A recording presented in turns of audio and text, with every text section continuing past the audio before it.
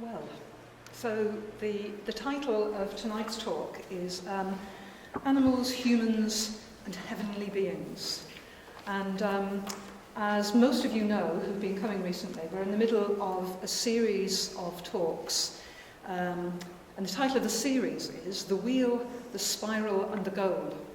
And most of you will know that this mini-series is about the wheel of life. Sometimes known as the Tibetan wheel of life, though it's not strictly Tibetan, it predates Tibetan Buddhism. It's an image that looks like this. Tansel's given me the Daniel's painting, especially for the occasion. Vidanya introduced the series of talks, it must be about 4 weeks ago now, with just a general overview of the wheel and what it means. And he talked a little bit about the things in the very centre of the wheel, that kind of drive the wheel. And those little creatures in the centre of the wheel represent the forces of greed, hatred and delusion. I'll say a bit more about those later. A week after that, Bodhinaga talked about the second wheel out from the centre. So this wheel here. This wheel here is really all about karma. It's all about the forces of karma. And then last week and this week, we're having 2 series of talks on the 6 realms that occur in this bit of the wheel. So 6 different worlds. 6 different worlds in which each occupied by very different sorts of beings. So last week you heard from Maitradasa, Satyajoti and Sangha Gita about big egos, addicts and beings in pain. The realm of the Asuras or Titans, the world of hungry ghosts and the hell realms. And so tonight Bodhinaga and I are going to do a double act. I'm doing the introduction. He's going to talk about the animal realm. I'm going to talk about the God realm. And then finally Bodhinaga will talk about the world of humans. And for anyone who's come in partway through this series, it's probably quite important to note that the wheel of life and the realms that we're talking about are not to be taken literally. They're not intended to be real worlds. They're symbols or metaphors for states of beings we inhabit, for the kind of mental and emotional worlds that we conjure up for ourselves and then live in. And so the realms are worlds that we inhabit. They're not permanent. We'll spend sometimes a long time in one of those worlds, sometimes only a very short time. Sometimes we'll be on a kind of roller coaster travelling from one world, one realm to another. And there are a couple of books that I thought you might be interested in. 1 or 2 people asked me about the Wheel of Life. A couple of books where Sangha talks about the Wheel of Life, which I'll just hold up for you to see, because it's useful to see books so you can recognise them in the library. This one's called A Guide to the Buddhist Path and has a section on the Wheel of Life. This one is called Creative Symbols of Tantric Buddhism. And they've both got quite a lot about the Wheel of Life and are worth a look if you want to follow up what you've been hearing in these talks. And Sangha in The Guide to the Buddhist Path says that, he describes the Wheel of Life as not a picture but a mirror. He says, well, maybe not a mirror but a series of mirrors. And he says that we need to look at the Wheel of Life again and again because we'll see our lives reflected back to us in the mirrors of the Wheel of Life. So taking that kind of stance, then the greed, hatred and delusion that are signified at the middle of the wheel and the hub of the Wheel of Life are not some theoretical impulses that affect other people. They're things that really do drive a lot of the behaviour of really quite decent, ordinary, nice people like us. And the challenge of the Wheel of Life is to see that, the hub of the wheel, and then look at our own experience and see if we can see that in our experience. And similarly, the law of karma isn't, it isn't some vague thing that affects other people.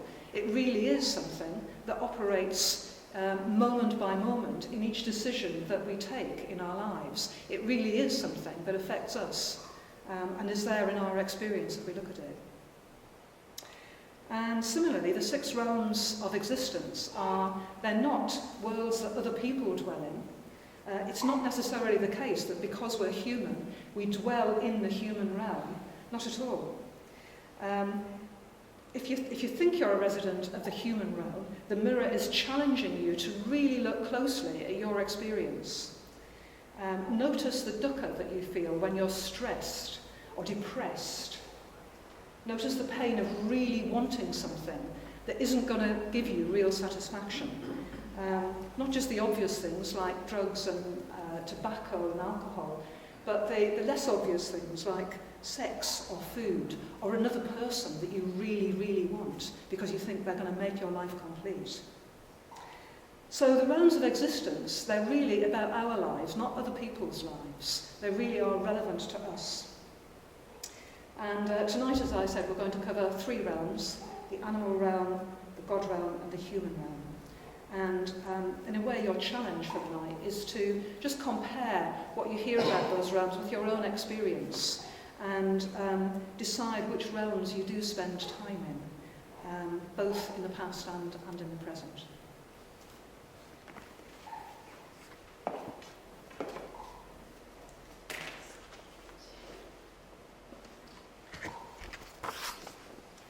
So yeah, here is the animal realm, and there's various animals going about their animal business.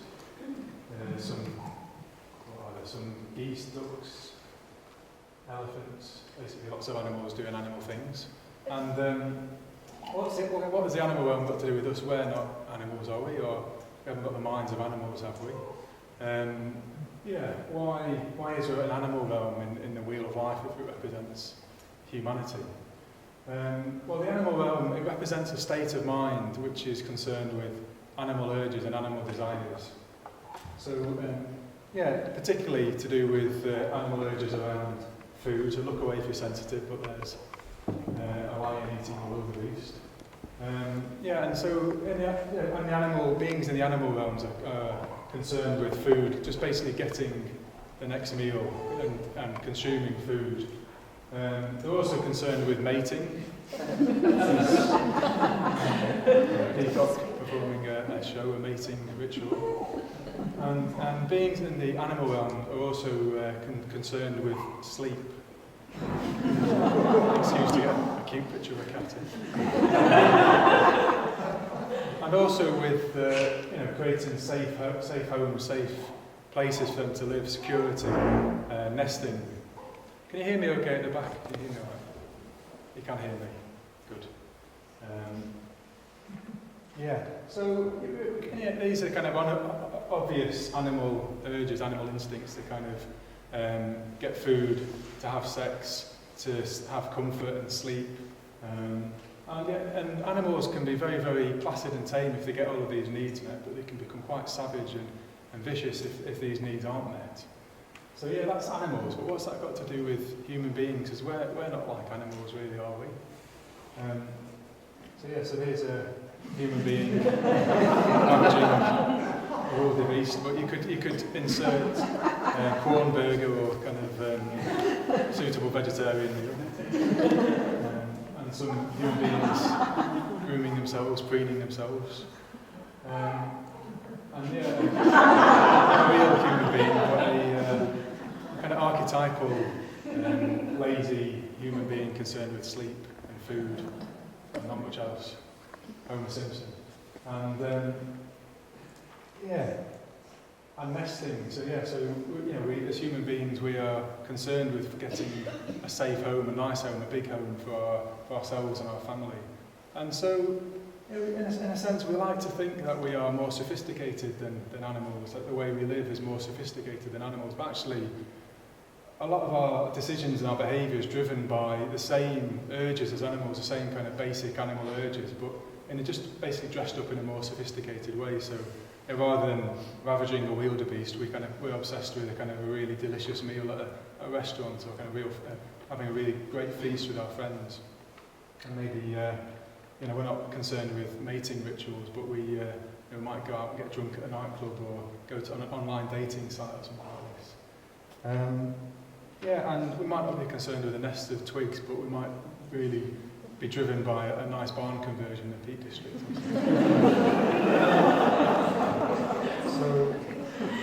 So it's important to say, well, these basic animal urges and instincts aren't bad. Buddhism doesn't say, oh, these instincts are bad, or there's anything wrong with them in particular. And it's really important also that these needs are met. We've got basic human needs that we need to meet. So we need to have security, we need to have somewhere to live, we need to have food to eat, we need relationships in our life. So these are kind of basic human needs. But if we build our life around them, then we can become trapped in a kind of more like an animal state of consciousness, a kind of a lower realm of being, a lower state of consciousness. If we build our life around pursuing security, sex, food, then our life is going to be limited. We're going to be trapped in that lower state of consciousness. And I was reflecting today that you could argue, well, there's a new breed of animal, which is the consumer, which is a kind of a human being which is kind of bred and herded and kind of to consume food, to consume entertainment. And and I suppose there's a whole industry to keep us distracted, to keep us entertained. And there's another animal image which I think is very appropriate. It's the ostrich burying its head in the sand. And one of the things about the animal realm of consciousness, beings in the animal realm of consciousness, is that they're unaware, they haven't got the basic level of awareness that a human being is considered to have. And so the animal realm symbolises human beings in a state of distraction, a numb state of mind. So there's lots of things we use to numb our state of mind, to numb ourselves from reality, to keep ourselves asleep, as it were. It might be that rather than face a dilemma or a difficult situation, we get drunk, or we sit on the sofa and watch a box set, or we go and do some shopping or something like that, or scroll through Facebook or whatever it is. We've got lots of ways of just kind of numbing our consciousness and in a way keeping ourselves in a bit of an animal state. So one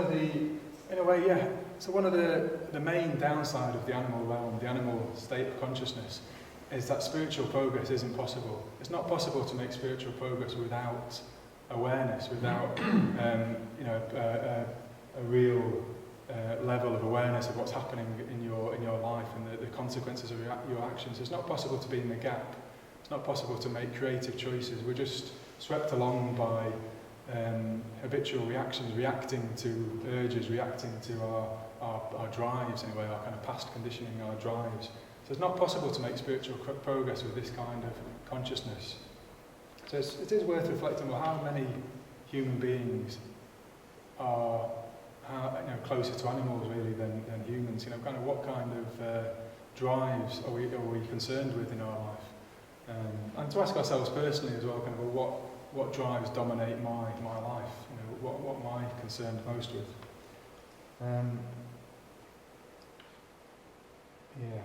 So in each of the realms in the wheel of life, there is a Buddha figure, and the Buddha offers a route out of that realm, an escape from that realm, or a way of growing in that realm, escaping that realm in a way, or what those beings need to progress. And in the animal realm, what the Buddha offers is culture. He has a book of culture, and this is significant because what we need is to refine those animal urges. We need to, we need to be kind of crafty or cunning. We can't kind of just cut off our animal instincts, our animal urges. We need to refine them. We need to kind of, harness. There's lots of energy in those animal drives, but we can refine them and harness them towards something higher, something more refined. So by exposing ourselves to human culture in a way and arts, we can raise our level of consciousness out of the animal realm and into a more refined, expansive state. So there's a couple of things that are important in this issue. One is that as Buddhists, we've got you could say we've got a responsibility to preserve culture, to preserve human culture, just general human culture in society. And this is something that Sangha Night, our founder, has been very keen to emphasise, the importance of culture and that connected with Buddhism. For Buddhism to thrive, for the Dharma to be taught, there needs to be culture. So we really value things like the arts and literature, poetry in our movement. And the second thing to draw out is the need for a cultural education, which I've certainly, I'm kind of engaging in, but it's taking some time actually. I kind of thought, I heard about this idea of kind of engaging with poetry and literature and refining my animal urges, and I didn't really take much notice to begin with, and I thought, okay, well, I better start to take notice of this. So I bought a whole lot of literature, kind of novels they were cheap in Oxfam and in bookshops. So I bought a whole stack of literature books and poetry books, and they're still on my shelf. I've not read. Well, I think I might have read one of them, but I haven't read them basically. And what I found is it's been quite difficult just to kind of go from being obsessed with food and sex and football and shopping and vegging out on a sofa to reading poetry and literature. It wasn't just very straightforward. So I'm having to kind of gradually find a way into it. But what I do notice is if I, particularly what has worked for me is art galleries actually. If I go into an art gallery, I'm increasingly becoming affected more and more by the paintings. So different things will work for different people. What I'm finding is art galleries really expand my state of mind and my consciousness. And if I go to a place on holiday, I want to go to a place where there's a really good art gallery and I can go and I can look at the paintings. And I've learned quite a lot about, in a way, I've had a real education. I've had an education about literature and know much more about literature and poetry than I used to, and loads more about art as well than I used to. And that's all down to this movement, really. I would never have considered learning about it if it hadn't been for this Buddhist movement. And what I did today was, I was feeling a bit uncomfortable about having to write the talk, and usually, sometimes in those situations I can try and distract myself with the internet or eat some chocolate or think about sex, these kind of animal instincts. And I thought, well, what I'd do is I'll go to town and go to one of the art galleries. And unfortunately, Graves Art Gallery is closed on Monday and Tuesdays, which is a real shame. I think that's a real shame for Sheffield, actually. But I went to the Millennium Gallery and saw a portrait, really lovely exhibition of photographs, portrait photographs. And I came out and I felt really expansive, actually, and much better than I did before I went in. So it does work. So just to summarise, the human realm is a state of consciousness where you're obsessed with food, sex, sleep, safety, nesting, and the downside is that spiritual growth isn't possible in that kind of space without a kind of an awareness, which we'll talk about later. And the way out of that, the Buddha offers culture as a way out of that.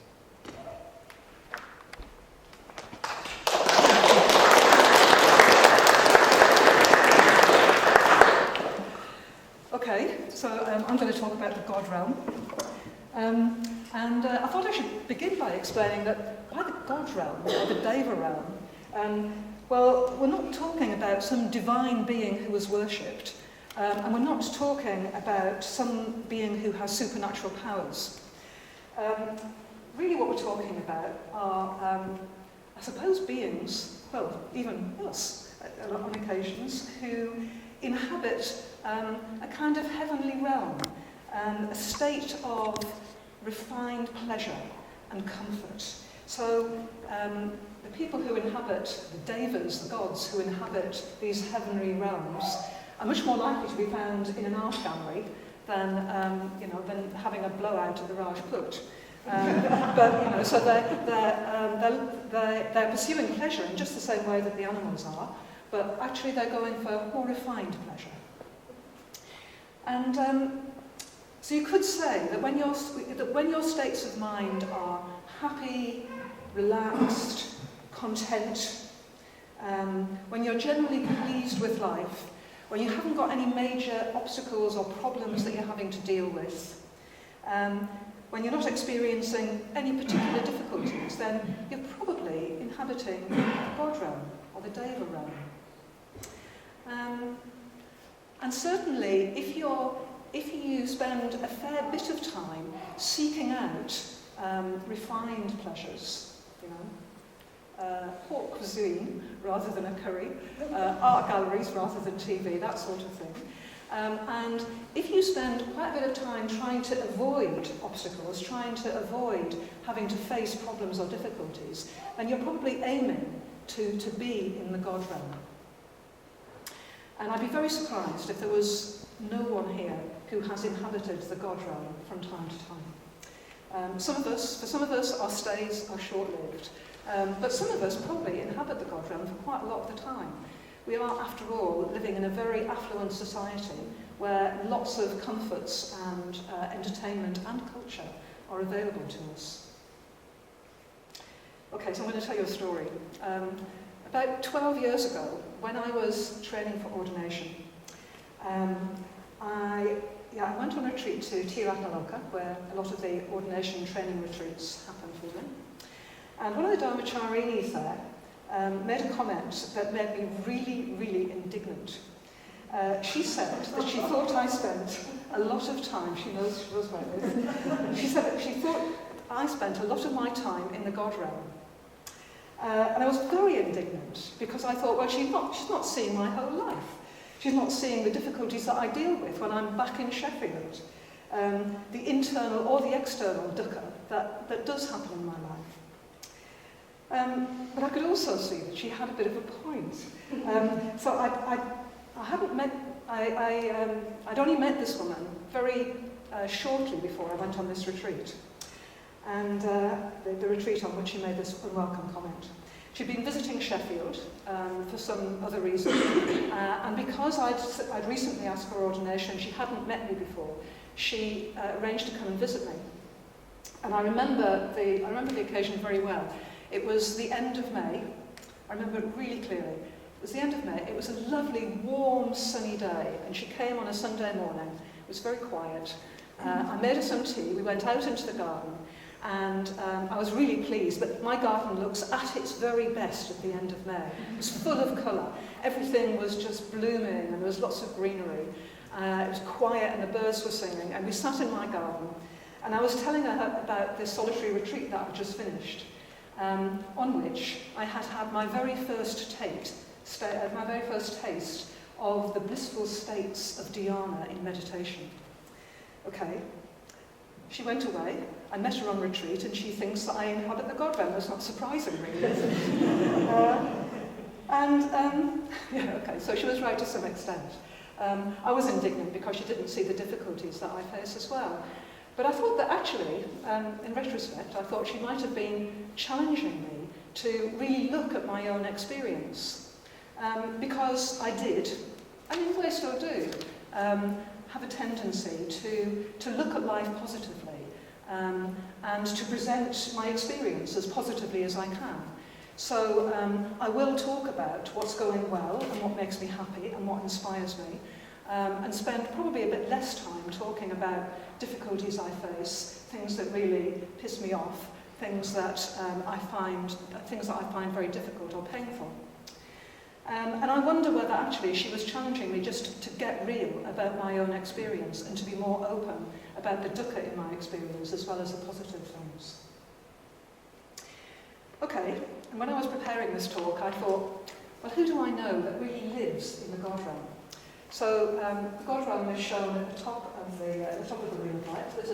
This is a close-up of it. You can't really see an awful lot. What you can see is someone dancing, quite a lot of people taking their ease. There are musicians. Looks as if someone might be having a meal towards the back of the picture. They're generally sort of having a nice time. Who do I know that lives like that? And actually, I couldn't think of anyone in my personal experience who lives like that all the time. The only person I could think of, and there probably are others, the only person I could think of was Siddhartha Gautama before he left home on his quest for enlightenment. Before he went off to practice and meditate and become the Buddha. Because in his own accounts in the scriptures of his early life, he says that he did live a life of great relaxation, of great pleasure, that he had everything he could possibly want. And I think it's interesting that according to the same accounts, it took an experience of dukkha to propel him out of the God realm that he was living in and into a different sort of existence, onto a spiritual quest. Okay, so I don't know anyone who lives in the God realm all the time, but I can think of one or two friends who actually do inhabit a heavenly realm quite a lot of the time. I'll tell you a little bit about them. One of them is a friend who loves her job in the caring profession. She's very, very good at it. She's very successful. She's very popular. She lives in a beautiful house in a prosperous suburb of big houses and big gardens, lots of trees. She has an intelligent, good-looking, successful, and very high-earning partner. She's got lots of friends. She's absolutely gorgeous looking. She knows how to dress well. She's very fit and healthy. She looks after herself. She eats well. She does various sorts of self-development courses. And she's admired, praised and loved by most people who know her. Okay? Sounds pretty God realm, doesn't it? Another person is someone I know who spends a lot of time on her meditation cushion. Her Buddhist practice has helped her to become a happy and healthy human being. And her meditation practice has just taken off. She frequently gets into blissful meditative states, and meditation is therefore something she loves doing. It isn't a daily grind at all, as it is for many of us. She wants to do more and more of it. Meditation helps her be happier off the cushion because she's more integrated, she's warmer with other people, better relationships, and so her life off the cushion is also much more like the God realm. Okay. They both sound as if they have fabulous lives, don't they? Who wouldn't want to be those people? Shouldn't we be aiming to spend as much time as we possibly can in the God realm? Okay. Strangely enough, the God realm is regarded by Buddhists as spiritually dangerous. And I'm going to read you a quote from Sangha Night. So this is from the Guide to the Buddhist Path, in which he says, "This brings us to a point that is much insisted upon in the Buddhist tradition. The point is that prolonged happiness can be spiritually dangerous, if not disastrous. If we're happy all of the time, if we always get our own way, if we never have any problems, then we tend to become self-satisfied, complacent, even careless and unmindful. We tend to forget that we're mortal, that life is short, that time is precious. This applies to the enjoyment of the fine arts and even to the enjoyment of the higher aesthetic experience of meditation itself. We need to go on, as it were, even from the heights of our mundane, in this case aesthetic experience, to the experience of the transcendental." So that's Sangha warning us about the dangers of the God realm. And I think there are probably two good reasons why these heavenly worlds are dangerous spiritually. The first is that traditionally there is no route from the God realm to enlightenment. To grow, we need a bit of dukkha. We need a bit of unsatisfactoriness. We need challenges. Why are any of us here? Why did any of us come on an introductory course in the first place? We came and we keep coming because we're not completely happy with our lives. We're not completely happy with the way that we are. We do want to change. And if we want to change, then we can see the possibility for being better than we are now.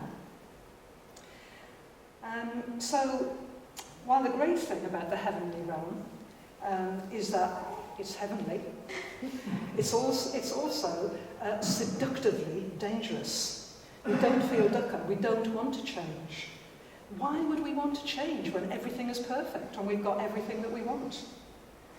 In fact, change is very threatening in the heavenly realms.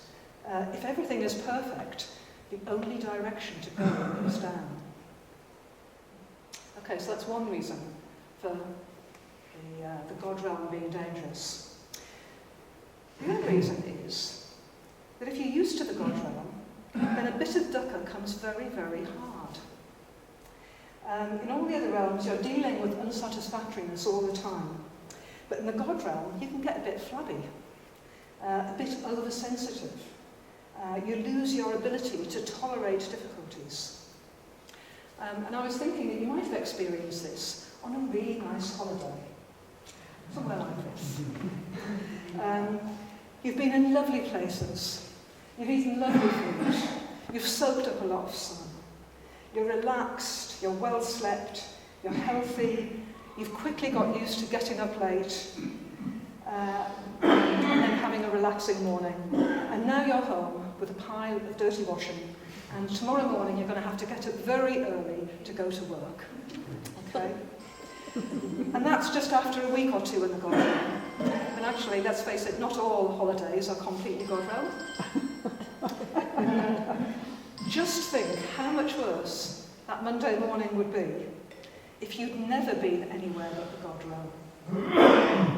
Okay, so that's another reason for the God realm being a dangerous place. And actually, on that, just to return to my professional friend that I described a bit earlier,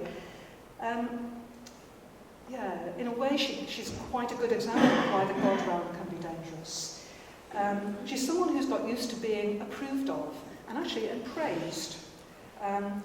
So that now she's actually more than usually thrown if someone gives her some negative feedback, even very gentle, tactful feedback.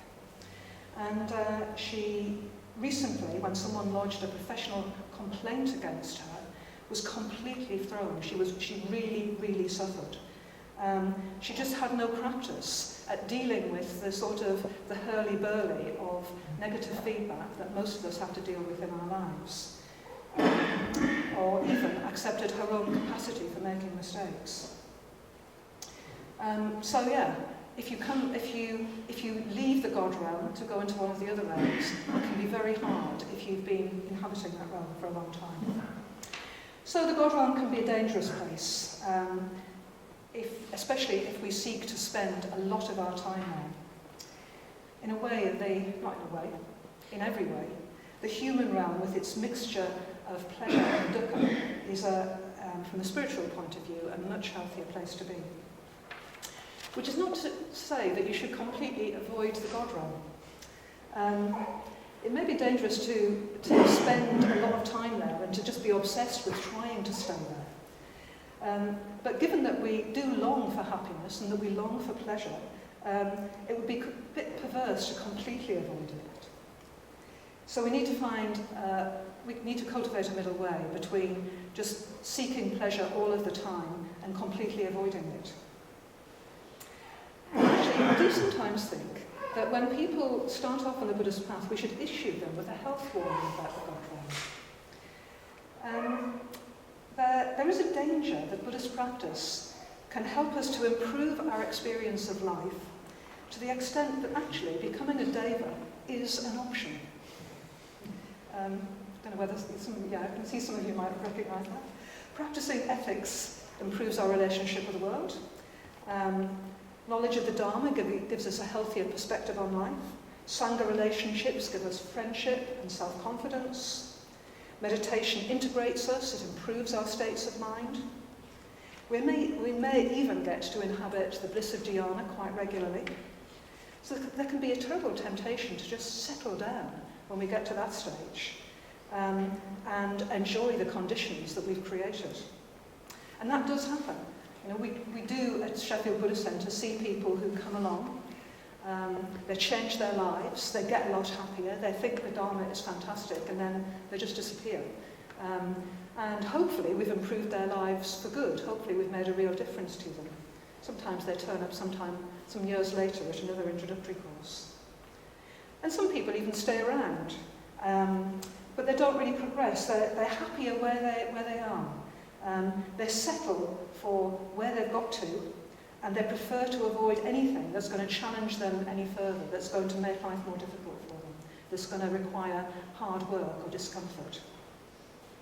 So take this as your health warning.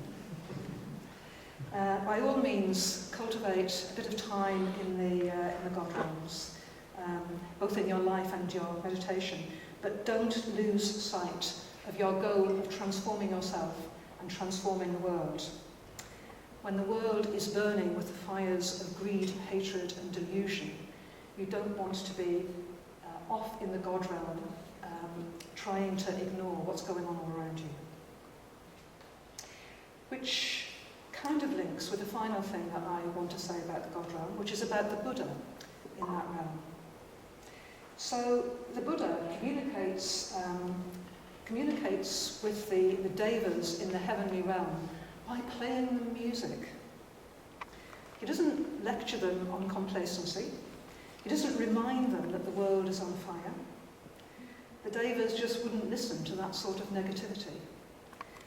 They'd blank it out. They'd focus on pleasanter things, more positive things. But they listen to music because it's very beautiful.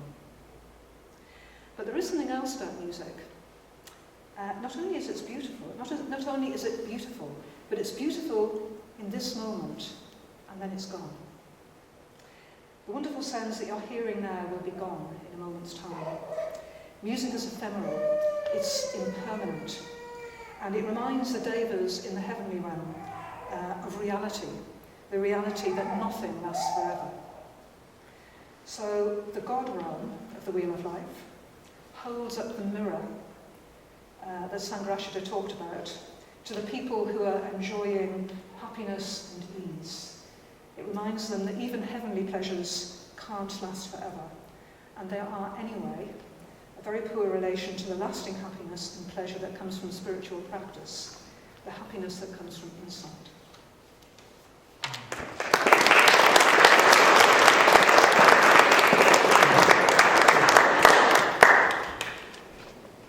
So the final realm we're going to explore is the human realm. And this is the realm on the Wheel of Life that we're aiming for. The aim is to be in the human realm. And there's a picture of the human realm there on the Wheel of Life. And basically, there's some of the affairs of human life. There's birth, there's death, there's people interacting with each other, buying things, selling things, kind of cooperating with each other. And the aim on the Wheel of Life is to get into initially to get into the human realm.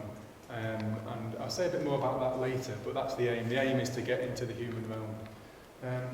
But are we not, it's the same question as last time, are we not already human? Are we not already a human being? Well, we've got the physical form of a human being, but the type of the state of consciousness that is being symbolised by the human realm, it's something that we're aspiring to get more and more to be a human, to have more and more truly human consciousness. And it's seen in Buddhism, to have a human consciousness is seen as being very, very rare and very, very precious, a very, very precious opportunity. It's said to be, there's a simile that it's as rare as in a very, very vast ocean, there's a turtle, and every 100 years a turtle puts its head up to the surface, and the chance of being born as a human, having a human state of consciousness, are as rare as that turtle putting its head through like a rubber ring in the ocean, that very vast ocean, and it just comes up every 100 years. So that's, I suppose you could say it's very rare, is it kind of another way of saying that, and very seen as being very precious. So what are the characteristics of a human realm? And I think a good way to go about exploring the characteristics is to compare it with the other realms, and that kind of serves as a bit of a recap as well. So in the human realm, it's a state of mind where we're not intoxicated with pleasure. So we just showed about the God realm where beings are intoxicated with pleasure. So in the human realm, we experience pleasure in the human realm, but we're not intoxicated by it. So that means we're more robust. We've got a kind of more robust state of mind, a more robust consciousness. We can cope with pain when it arises, and we experience pleasure as well. And because we're not intoxicated by pleasure, then we're able to to make choices in a different way. We're not making choices just in the short term about what's pleasurable and what we're going to enjoy, but we can think in a longer term. We can have an imagination and we can make longer term choices about our life in the human realm. We're not just chasing pleasure and intoxicated by it. And also we've heard about the realm of the Titans last week, the Ashura realm, where there's beings who are really intoxicated by power. They are competing with one another to try and have power. They want, in a way, what they want is the power of the gods. They want the realm of the gods, and they're competing with each other. So in the human realm, we're not intoxicated by power, and that means that we're able to cooperate with each other, to work together, to cooperate with other human beings, and to achieve tasks. And it also means in the human realm it's possible to form communities, positive communities. So we've all of us, this is a picture of our recent Sangha retreat, these are kind of images of us as a Sangha. And it's a sense where as come into the Buddhist Centre, what we are hoping to experience and share is a more human, a more fully human way of living, more to cooperate, experience cooperation and community with each other. If you're not intoxicated with power, not trying to get one over on your fellow human beings, well then you can act ethically. It's possible to act ethically if you're not trying to always compete and strive to get what other people have.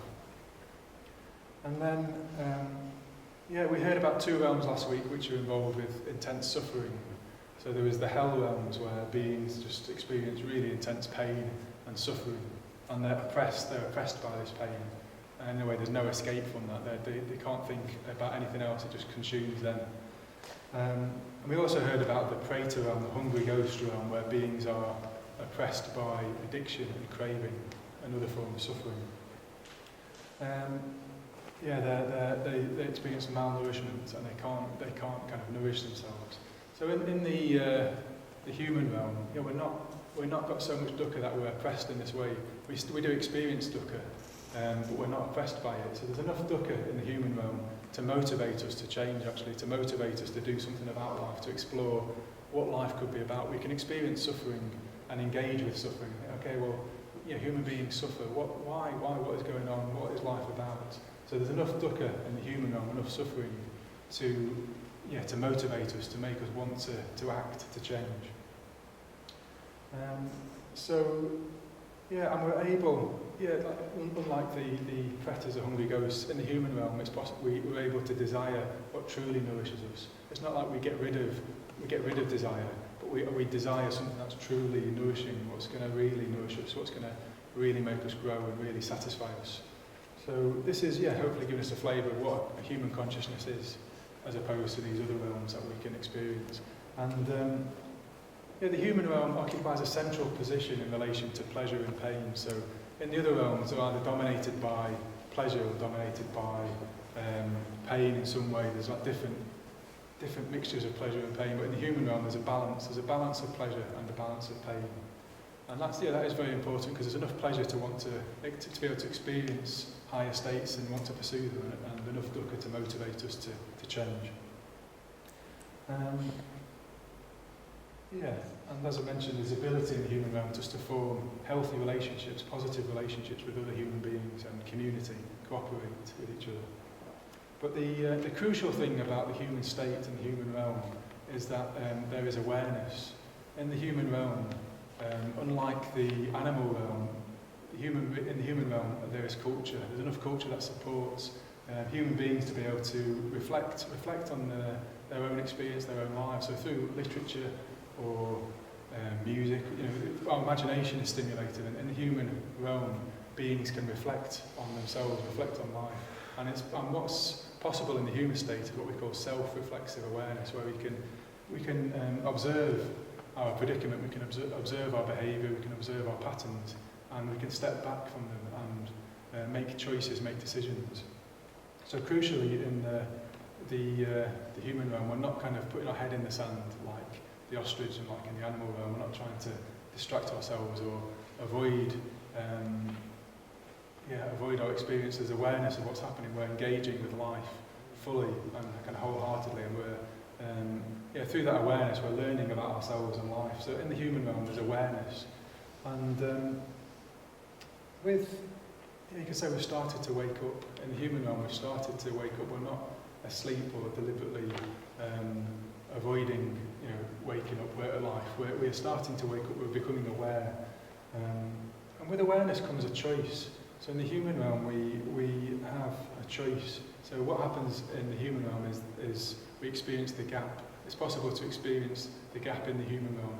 So in none of the other realms, awareness is experienced in this way. In the other realms, it's not possible to, in a way, to act karmically. The only realm where it's possible to change and shape your future is in the human realm. So that's why it's crucial. That's why we're aiming to become more and more truly human. We're aiming to develop a truly human state of consciousness, because then we can take control of our lives in a way. In the human state, we can take possession of karma, the forces of karma, and we can make choices about our future. So instead of being just swept along by the currents of our past, our kind of past conditioning and karma, and just going about from realm to realm, we can aim for the human realm, and we can choose. We can choose our own future. We can imagine a different future. We can make creative choices, positive choices. So we can have a perspective with awareness on our situation. We can step back. We can be in the gap. We could also see the consequences of our actions. We can see the effect that our actions have on ourselves and on other people in the human state. And we can imagine a different future in the human state. So in the human state, conditions are perfect to create and choose, to shape your own future. And in the human realm, what the Buddha offers is the Dharma. Actually, what the Buddha offers is the path, the Dharma. So in the human realm, the Buddha is pointing the way out of the wheel of life. So it could be said that the importance of the human realm, the human realm is the basis for becoming more than human.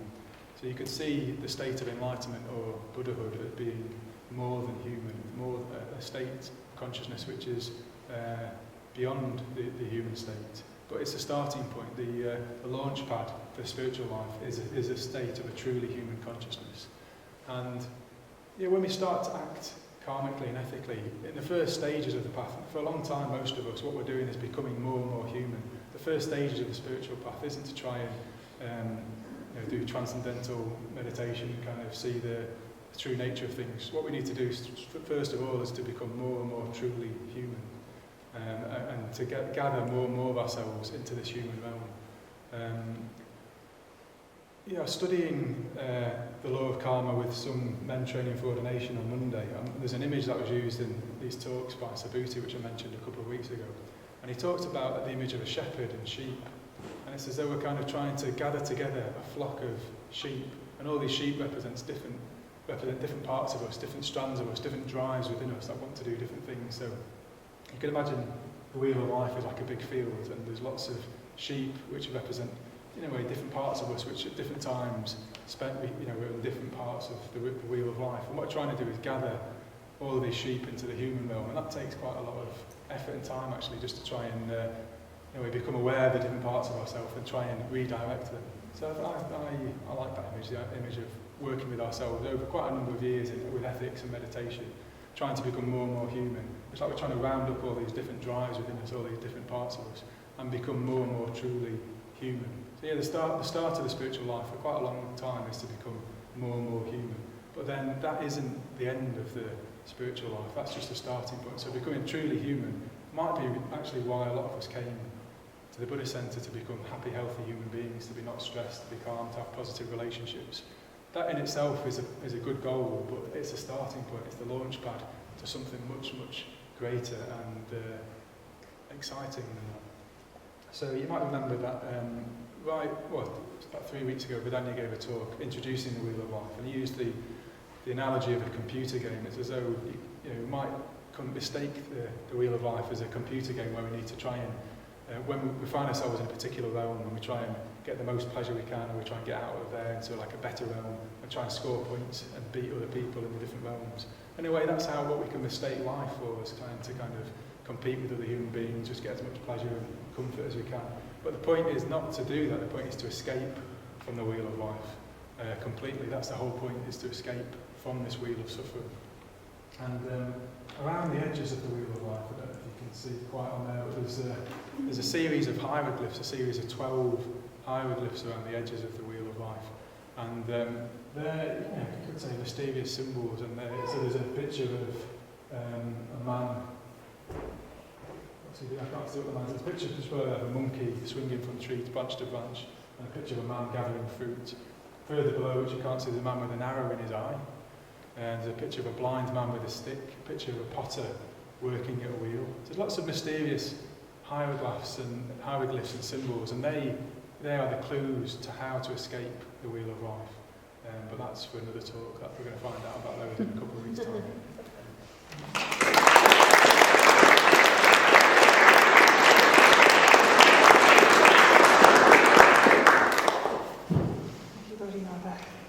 Okay, so we're going to do what we do every Tuesday evening. We're going to divide into discussion groups.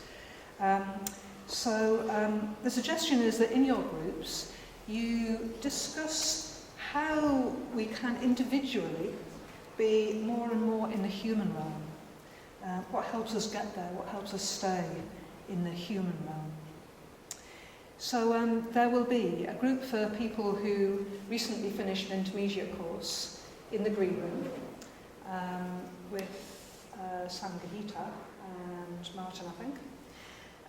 There'll be a mixed group in the red shrine room with Bodhinaga and Mokshitara. And the remaining women can assemble in the bookshop, and we'll divide you into groups from there. And the remaining men, if you stay up here, you'll be divided into groups up here.